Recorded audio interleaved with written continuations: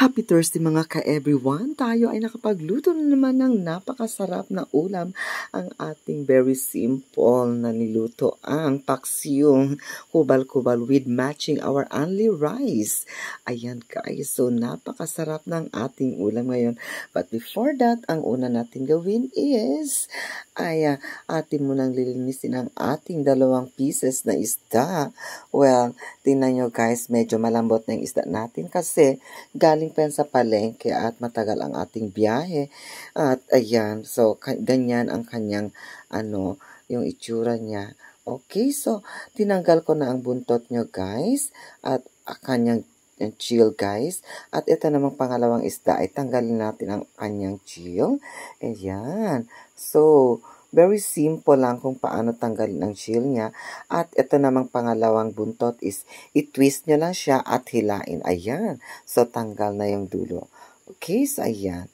Ayan. So, perfect na yan guys. So, next step natin gawin is, syempre, is atin na siyang slice sa desired na gusto natin or ilang slices ba ang gusto natin.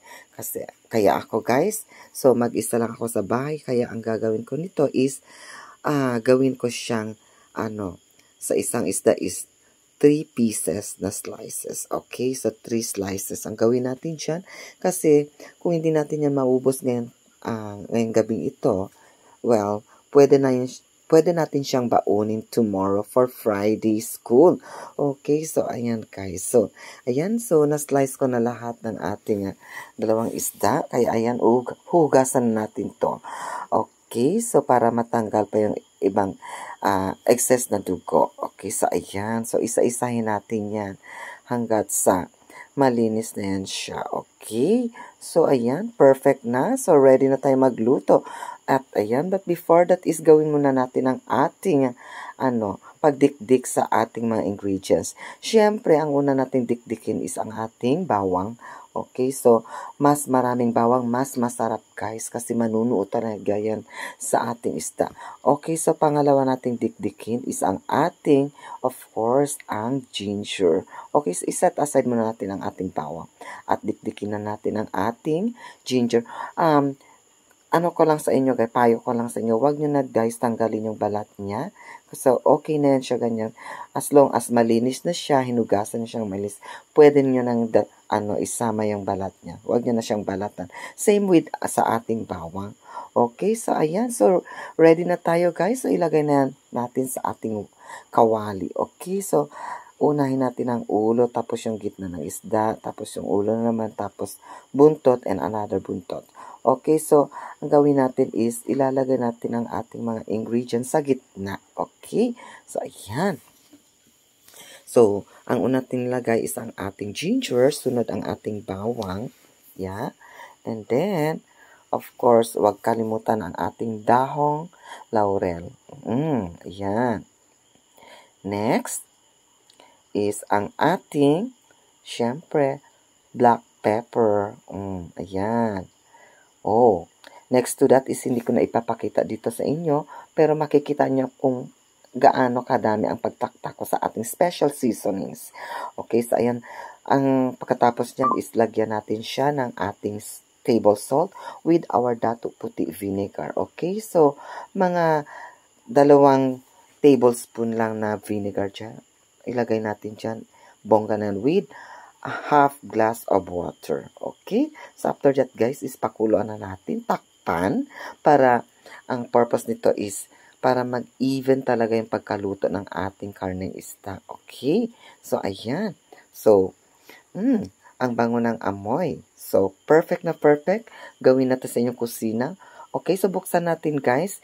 At ang next natin gawin is, para even yung pagkaluto ng ating isda is baliktarin natin siya.